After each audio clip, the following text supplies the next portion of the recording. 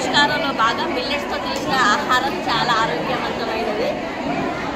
ఖచ్చితంగా డైలో ఒక పూట రొట్టెలు మాత్రం కంపల్సరీ ఆహారంగా తీసుకోవాలి. అండ్ గర్భిణీ స్త్రీలు మన కిషోర బాలికలు నెక్స్ట్ కూడా ఐరన్ ఇందులో బెల్లంలో ఖచ్చితంగా ఉంటుంది కాబట్టి పిల్లలకు బెల్లంతో కూడిన ఆహార పదార్థాలు అనగా పల్లి ఉండలు, పులగమన్న అన్నం మాత్రము ఖచ్చితంగా పిల్లలకి చేసి పెట్టాలి. అది చాలా నువ్వుల ఉండలు కూడా పెట్టాలి. దానివల్ల కాల్షియం, ఐరన్ అనేది పిల్లలకు పుష్కలంగా లభిస్తుంది.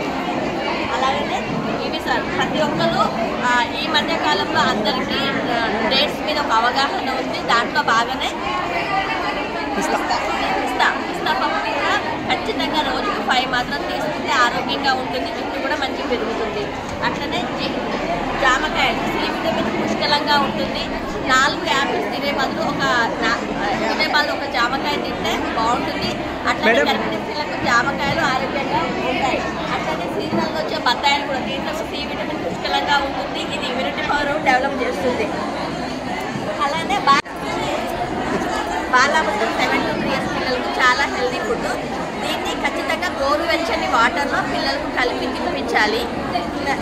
ఎక్కువగా ఉన్న అంటే వేడి ఎక్కువగా ఉన్న వాటర్లో పోయడం వల్ల దీంట్లో ఉన్న మినరల్స్ మొత్తం కొలాప్స్ అవుతాయి. కాబట్టి దీన్ని నార్మల్ అంటే గోరువెచ్చని వాటర్ కానీ గోరువెచ్చని పాలల్లో కానీ పిల్లలకు కలిపి తినిపించాలి. చాలా హెల్దీ ఫుడ్.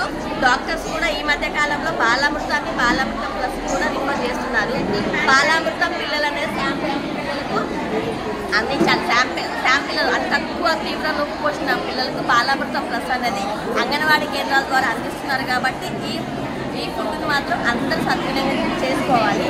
అలాగే ఇవి శనగలు, దీంట్లో కార్బోహైడ్రేట్స్ ఎక్కువగా ఉంటాయి. ఖచ్చితంగా మన కిషోర బాలికలు కానీ అట్లానే అంగన్వాడీ పిల్లలు కానీ అండ్ పేరెంట్స్ మనం కూడా ఖచ్చితంగా ఇవి ఏదో ఒక రూపంలో ముఖ్యుల రూపంలో తినాలి. ఇవి ఎక్కువ ఉండవలసిన కంటే ఎక్కువ కార్బోహైడ్రేట్స్ లభిస్తాయి.